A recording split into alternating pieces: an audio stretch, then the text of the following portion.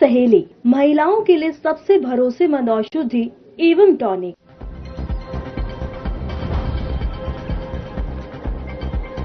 संसद के बजट सत्र की हुई शुरुआत। राष्ट्रपति द्रौपदी मुर्मू ने दोनों सदनों को किया संबोधित। आयुष्मान भारत योजना का जिक्र करते हुए बताए फायदे।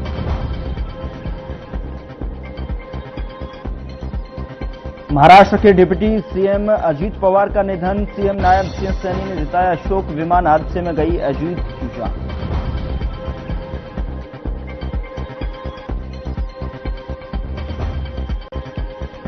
पंचकुला में हरियाणा विजन 2047 का हुआ आयोजन। सीएम नायब सिंह सैनी ने की शिरकत। मंत्रियों, सांसदों, विधायकों के साथ किया बजट पूर्व परामर्श।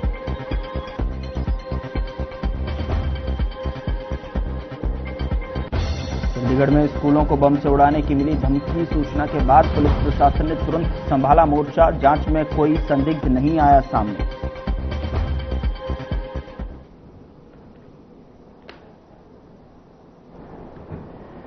नमस्कार, वक्त हुआ है मसला का और मैं हूं आपके साथ गौरव राजेंद्र। मसला में आज चर्चा करेंगे। मुख्यमंत्री नायब सिंह सैनी ने पंचकुला में हरियाणा विजन 2047 कार्य योजना पर मंत्री, सांसद और विधायकों के साथ में बजट पूर्व परामर्श बैठक की अध्यक्षता की। बता दें कि बैठक में राज्यसभा, लोकसभा सांसदों, विधायकों और मंत्रियों ने बजट को लेकर विस्तार से सुझाव दिए और साथ ही मुख्यमंत्री ने कहा कि कोई भी नागरिक आगामी 31 जनवरी तक पोर्टल के माध्यम से भी अपने सुझाव सरकार को भेज सकते हैं। उन पर अवश्य ही अमल किया जाएगा।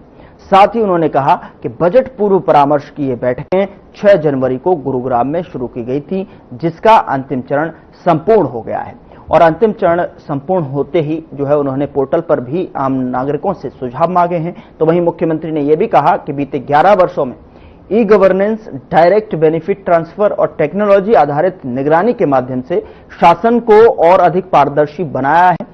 संसद के बजट सत्र का भी आज आगाज हुआ। साथ ही बता दें कि राष्ट्रपति द्रौपदी मुर्मू ने आज पहले दिन की कार्यवाही के दौरान लोकसभा, राज्यसभा के संयुक्त सत्र को संबोधित किया। राष्ट्रपति ने अपने संबोधन के दौरान सरकार की उपलब्धियों को रेखांकित किया। तो वहीं संबोधन के दौरान विपक्ष की तरफ से हंगामा और शोरगुल भी हुआ। इसी को लेकर जो है आज मसला में हम चर्चा करेंगे, जानने की कोशिश करेंगे कि इस बिहाफ से अगर देखा जाए कि हरियाणा और केंद्र की भी अगर बात करेंगे इसमें, तो केंद्र के जिस तरीके से सेशन है उस पर किस तरीके की उम्मीदें, किस तरीके की निगाहें जनता जो लगाकर बैठी है टकटकी, उसके अनुरूप जो है बजट किस तरीके का दिखाई देता है। लेकिन हरियाणा प्रदेश की अगर बात की जाए तो उसमें जो लगातार प्री बजट बैठक, जो परामर्श बैठकें हैं वो लगातार चल रही हैं। 11 जनवरी से जो है इसकी शुरुआत हुई और अंतिम चरण जो है संपूर्ण यहां पर हो चुका है और यहां जो आम नागरिकों से भी सुझाव पोर्टल के माध्यम से लेने की बात कही गई है।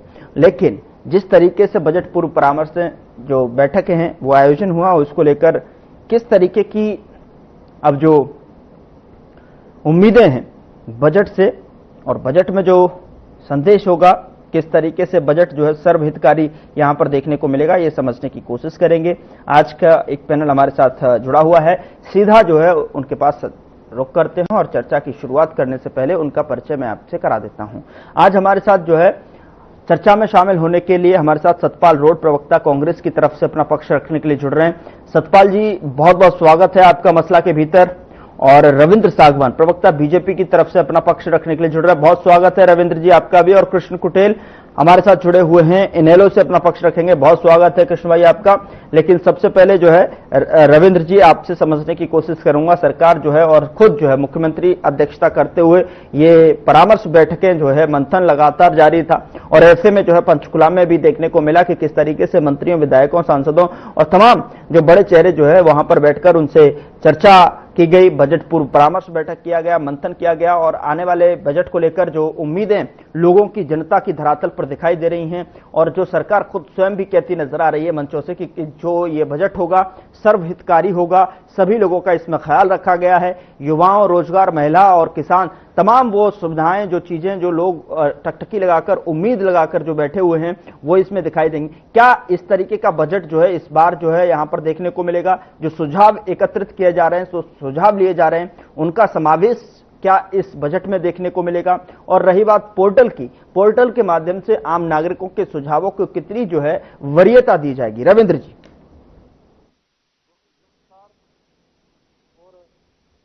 सभी दर्शकों को प्रणाम, मेरे साथी को भी नमस्कार।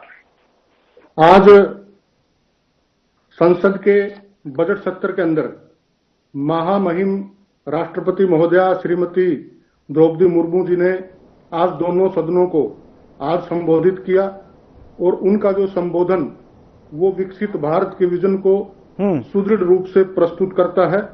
उसके लिए आज हम माननीय महामहिम जी का आभार व्यक्त करते हैं।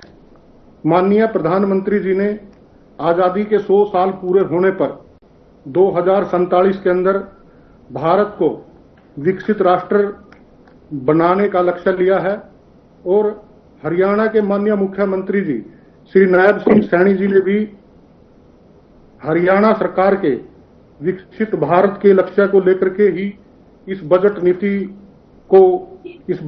के ऊपर वो काम कर रहे हैं और उसी के नाते ये जो बजट है, आने वाला बजट, वो हरियाणा की विकसित हरियाणा की नींव को रखेगा जी।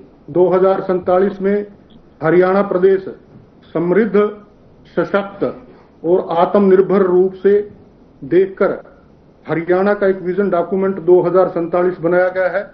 ये आने वाला बजट हरियाणा की नींव का अवसर है जो 2047 के अंदर हरियाणा को विकसित हरियाणा बनने के लक्ष्य को पूरा करेगा। हरियाणा सरकार और माननीय मुख्यमंत्री जी ने प्री बजट बैठकों के लिए हर वर्ग के सुझाव लिए हैं। युवाओं के साथ बैठकें हुई हैं, व्यापारियों के साथ बैठकें हुई हैं, महिलाओं के साथ बैठकें हुई हैं और स्टेक होल्डर्स के साथ बैठकें हुई हैं। एमएलए, एमपीज और मिनिस्टर्स के साथ भी उनके भी सुझाव लिए गए हैं। और पिछली बार भी ये बजट की बैठकें हुई थी। उन बैठकों के अंदर लगभग 1592 सुझाव आए थे, जिनके अंदर से 706 सुझाव जो हैं वो शामिल किए गए थे। अब की बार हरियाणा सरकार ने एक AI चैटबॉट पोर्टल भी लॉन्च किया है, जिसके ऊपर बजट के लिए सुझाव लिए जा रहे हैं और जिसके ऊपर 9000 से अधिक जो हैं वो सुझाव आ चुके हैं।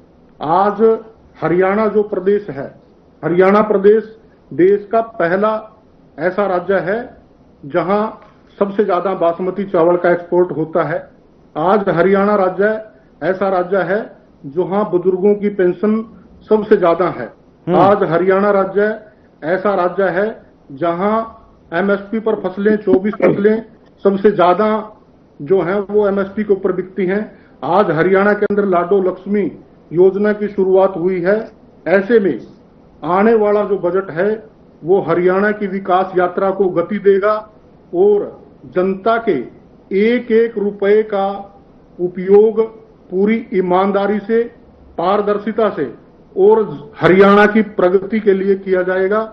जहां पीछे ये जो बजट है वो हजारों करोड़ तक सीमित होता था और पिछली बार 2,05,000 करोड़ के बजट का प्रावधान था।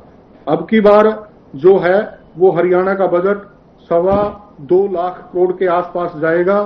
तो निश्चित तौर पर हरियाणा अब आगे बढ़ रहा है और 2047 के विकसित हरियाणा के लक्ष्य को हम जिस प्रकार से विकसित भारत के लक्ष्य को प्राप्त करेंगे, उसी प्रकार से हरियाणा के विकसित हरियाणा के लक्ष्य को भी प्राप्त करेंगे। ठीक है, चलिए सतपाल जी, बजट की अगर बात की जाए, किसान, गरीब और मध्यम वर्ग को लेकर अगर बात की जाए, जो सुझाव लिए जा रहे हैं, उद्यमियों से जो सुझाव लिए जा रहे हैं, महिलाओं की बात की जा रही है, तो उस पर कितना जो है फोकस और किस तरीके से जो है धरातल पर उसे उतारने में, लोगों के बीच में जो है लेकर आने में जो है कितना मददगार साबित होगा? जो प्री बैठक मंथन का जो दौर लगातार जारी है, क्या इससे जो है गरीब मध्यम वर्ग को राहत देने के लिए सरकार कुछ जो है अलग से जो है इस बार जो है इसमें कुछ जो है अलग एड ऑन कर सकती है? किसानों की आय की अगर बात की जाए तो किसानों को आय की बढ़ाने के लिए, ग्रामीण अर्थव्यवस्था को गति देने के लिए किस तरीके से ठोस प्रावधान यहां पर देखने को मिल सकते हैं? सतपाल जी, क्या अपेक्षाएं जो है बजट से, जो जनता लगातार चाह रही है कि कुछ जो है बल मिले, कुछ जो है गति मिले, तो उसको कितना जो है यहाँ पर मददगार? गौरव जी, सबसे पहले आपका और आपके चैनल का और जो मेरे पैनलिस्ट साथी हैं और हरियाणा की जनता को राम राम नमस्ते। देखिए गौरव जी, ये 11 साल से सरकार है। इसने कोई ऐसा आम आदमी के लिए, गरीब के लिए, किसान के लिए, मजदूर के लिए कोई भी अभी तक ठोस बजट नहीं दिया है। सिर्फ ढकोसला दिखाते हैं। चुनाव के टाइम जो बजट में दिखाते हैं, ये हम इतने करोड़ का खर्च करेंगे किसान पर, इतना करोड़ हम खर्च करेंगे मजदूर पर, गरीब पर, वो अभी तक सिर्फ ढकोसलेबाजी है।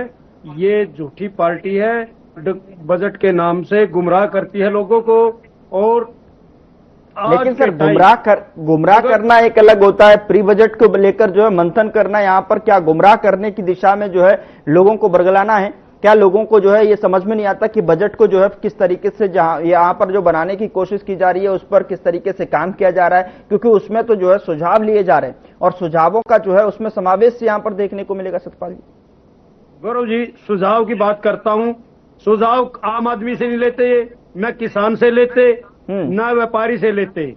ये सिर्फ बीजेपी के जो कार्यकर्ता है उनसे सुझाव लेते हैं। अपनी मीटिंग में ही कह देते हैं हमने आम आदमी का सुझाव लिया है। कोई भी दिखा दे, किसी भी शहर की दिखा दे, ये क्लिप चला के टीवी पे के आम आदमी से बजट के बारे में पूछ रहे हैं। आज तक बजट के बारे में कोई बात नहीं करते। ये सिर्फ इनकी एक मनोपली है कि लोगों को कैसे गुमराह किया जाए बजट के टाइम।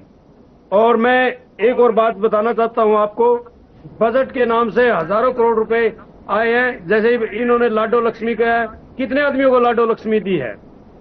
नंबर 2 बात, अब आए एमएसपी पर बोल रहे थे हमारे साथी सांगवान साहब, कितने फसलों पर एमएसपी दी है? आपकी बासमती चावल हरियाणा निर्माता है, 24 फसलों की एमएसपी को लेकर जो है 24 फसलों की एमएसपी पर बात होती है उनकी तरफ से। सतपाल जी, कुछ भी नहीं, सिर्फ किसान ठगा ठगा महसूस करता है और ये बातों से बात नहीं बनेगी। जिस टाइम किसान और मजदूर के लिए ये सही बजट करेंगे, हम उसका स्वागत करेंगे। ठीक है, जिस टाइम जो है किसानों के लिए जो सही बजट का जो है प्रावधान यहाँ पर देखने को मिलेगा, तब जो है स्वागत जो है यहाँ विपक्ष करने की बात कर रहा है। कृष्ण कुठेल जी, क्या लग रहा है आपको जो है युवा और रोजगार को लेकर किस तरीके से यहाँ पर जो है समन्वय बैठता नजर आएगा? क्या बजट में कुछ प्रावधान, चूंकि देखिए जो पिछली बार की अगर बजट की मैं बात करूं तो पिछली बार से जो है इस बार जो बजट बढ़ता हुआ खासतौर पर दिखाई देगा, उसके जो नंबर्स हैं वो बढ़ते हुए नजर आएंगे। लेकिन युवाओं के लिए रोजगार, स्टार्टअप्स, स्किल डेवलपमेंट, इस पर जो है बजट की प्राथमिकता, बजट की फोकस किस तरीके से देखने को मिलेगी? शिक्षा, तकनीकी प्रशिक्षण, जो खर्च बढ़कर जो भविष्य की तैयार नहीं की जा रही है, उसको लेकर किस तरीके की दूरगामी जो है सोच इसमें दिखाई देगी, जिससे कि आने वाले समय में प्रदेश का जो स्तर है, प्रदेश का जो ग्राफ है, विकास की गति जो है यहाँ पर जो है रफ्तार पकड़ सके? कृष्ण कुठेल जी, आपको क्या लगता है? देखिए गौरव जी, सबसे पहले तो जो हमारे पैनलिस्ट है मैं उनको नमस्कार करना चाहूंगा और आपके चैनल के माध्यम से प्री बजट पर जो ये डिबेट रखी गई है, और ये पहले भी डिबेट आपके चैनल पर हुई, और ये प्रक्रिया भारतीय जनता पार्टी की जो है वो चली हुई है बेसुझाव मांगना। जैसा कि अभी हमारे भारतीय जनता पार्टी के प्रवक्ता भाई सांगवान साहब ने कहा कि पिछले वर्ष भी जो है यहां पर सुझाव आए और उन सुझावों में 706 सुझाव को शामिल किया गया और अब की बार 9000 सुझाव लोगों ने जो है कि वो देने का काम किया है। लेकिन मैं भारतीय जनता पार्टी के प्रवक्ता से पूछना चाहूंगा कि जो आपने जनता के साथ जो वायदे किए कि हम प्रति वर्ष 2 लाख युवाओं को रोजगार देने का काम करेंगे, आपने कितने युवाओं को जो है कि रोजगार देने का काम किया है? सबसे पहले तो आप इस बात को क्लियर करें। और फिर आप कहेंगे कि विजन 2047 को लेकर तो वो लगभग 2,49,000 लाख करोड़ का खर्च इस हरियाणा प्रदेश के ऊपर है। तो यहां पर देखने की बात है कि भारतीय जनता पार्टी जो है कि कहती कुछ और करती कुछ है, यानी ये ईटिंग और मीटिंग की सरकार है। यानी हमेशा जो है कि ये बैठकों के अंदर रहते हैं, आम पब्लिक का काम कोई नहीं होता, और आम पब्लिक को इन्होंने जो है वो फैमिली आईडी के अंदर, प्रॉपर्टी आईडी के अंदर उलझा करके जो है कि वो रखा हुआ है। और दूसरा जो है कि पता नहीं किस आंकड़े को उठाकर के जो है कि गरीब वर्ग के जो है कि ये बीपीएल कार्ड काटने का काम जो है कि कर रहे हैं। लेकिन कृष्ण जी वो चुनाव दूसरी तरफ ये भी कह रहे हैं कि बजट में सरकारी नौकरियां, प्रतियोगी परीक्षाओं, कोचिंग सपोर्ट पर ध्यान भी दिया जाएगा और साथ ही सरकार का लक्ष्य ये है कि हरियाणा के इंडस्ट्रियल मैन्युफैक्चरिंग को किस तरीके से हब में तब्दील किया जाए, जिससे कि युवाओं को कहीं जाने की आवश्यकता ना पड़े, रोजगार जो है वहीं जो है उपलब्ध हो। कृष्ण जी। राजेंद्र जी, हरियाणा प्रदेश की वो दशा है कि स्कूल गुल है और ठेके फुल है। आप जाकर के देख सकते हैं, ठेकों के ऊपर चकाचौंध है और सरकारी स्कूलों के अंदर अगर आप जाएंगे तो बिल्डिंग टूटी पड़ी है, टीचर नहीं है और आज शिक्षा का जो है कि हाल बेहाल है। अगर किसी प्रदेश का, देश का जो है कि विकास अगर आपने देखना है तो एजुकेशन को देखना होगा, हेल्थ को देखना होगा और जो है कि उसके जो है कि किस प्रकार से जो है कि संसाधन जुटा करके जो है कि उसको हमें मजबूत करना है। आज ये एमएसपी की बात करते हैं, आप एक ही किसान को सामने लेकर के आए कि मेरी फसल एमएसपी के ऊपर जो है कि वो बिकी है। आज तक किसी भी किसान की जो है कि एमएसपी के ऊपर जो है कि इन्होंने जो है कि खरीद नहीं की है। ये मात्र जो है कि घोषणा बाजी करके जो है कि लोगों को गुमराह करने का जो है कि ये काम करते हैं और एक्चुअल के अंदर जो इनकी स्थिति है वो झूठ बोलने की है और हमेशा जो है कि झूठ की प्रवृत्ति भारतीय जनता पार्टी बहुत झूठी पार्टी, बेशरम पार्टी और बलात्कारी पार्टी, ये इनका डेजिग्नेशन है। आप कहीं पर भी देखें, चाहे इनका कोई संत है, चाहे इनका कोई मंत्री है, सब जो है कि बलात्कारी प्रवृत्ति के जो है कि लोग हैं। कहीं पर इनके नोट जो है कि अरे सर, इतने जो आरोप आप लगा रहे हैं, सुनिए कृष्ण जी, जब इतने आरोप लगा रहे हैं आप और विपक्ष भी लगातार बात कर रहा है, लेकिन सवाल यहां पर एक और उठता है। सवाल ये उठता है कि जिस तरीके से अगर इतने आरोप हैं और इतने जो आप जो है सवालिया निशान यहां पर खड़े करते नजर आ रहे हैं, तो हरियाणा सरकार की अगर बात की जाए तो उसके द्वारा प्री बजट पर जो मंथन किया जा रहा है, यह साबित नहीं करता है कि बजट अब जनता की भागीदारी से बन रहा है, उसमें जनता की भी भागीदारी है, उससे भी डिनाई करेंगे आप कृष्ण जी? एक प्रश्न आज भारतीय जनता पार्टी को, और मेरे भाई सतपाल रूढ़ जी भी यहां पर है जी, मैं एक प्रश्न सांगवान साहब से करना चाहूंगा। अगर ये जवाब दे दिया तो मैं राजनीति छोड़ दूंगा। बड़ी बात अगर ये जवाब नहीं दे पाए तो ये छोड़ दे। अब जो टोटल बजट होता है और टोटल बजट का जो है कि जो स्पेशल कंपोनेंट बजट होता है, ठीक है, वो स्पेशल कंपोनेंट बजट जो है कि वो विकास और शेड्यूल्ड ट्राइब के लिए होता है और मात्र उसके अंदर से 10% जो है कि खर्च करने का काम करते हैं। 10% के अंदर भी 90% ये लोग खर्च करते हैं उस कम्युनिटी के ऊपर, जिसका 20% टोटल बजट का 20% जो है कि वो विकास और शेड्यूल्ड ट्राइब के लिए होता है, लेकिन ये लगाने का काम नहीं करते। यानी उसके अंदर जो है कि डी प्लान के अंदर जो है कि ये अन्य पार्कों के अंदर लगा करके, कहीं पर फुटपाथ पर लगा करके, प्ले ग्राउंड के अंदर लगा करके जो है कि उस बजट को जो है कि खुर्द-बुर्द करने का काम करते हैं, जबकि वो बजट जो है वो एससी और एसटी कम्युनिटी के लिए होता है। अगर ये बजट पूरा बजट 11 वर्षों के अंदर लगाते, आज इस हरियाणा प्रदेश की स्थिति ना होती। आज गरीब वर्ग जो है वो रोजगार के लिए जो है कि दर-दर की ठोकरें खा रहा है। आज वो 5 किलो राशन जो मिलता है और उस 5 किलो राशन को कोई भी दुकानदार खरीदने के लिए तैयार नहीं है, वो खाने के लायक नहीं है। अगर ये सांगवान उस गेहूं के आटे का जो है कि रोटी खा ले तो मैं राजनीति को छोड़ दूंगा। ठीक है रविंद्र जी, जवाब दीजिए। जिस तरीके से इन्होंने कहा कि बड़ा चैलेंज दे दिया आपको, क्या जवाब जो है इसमें बनता है? सतपाल जी, मैं आपके पास आ रहा हूं, समय रहते जो जवाब दीजिएगा, समय भी थोड़ा सा ध्यान में रखें। लेकिन सवाल यह भी उठता है कि जिस तरीके से बजट की अगर बात हो ही रही है, लगातार आज का जो सेशन हमने संसद में भी देखने को मिला, सदन में भी हमने देखा कि किस तरीके से जो बजट सेशन की शुरुआत हुई, वहां से आगाज हुआ।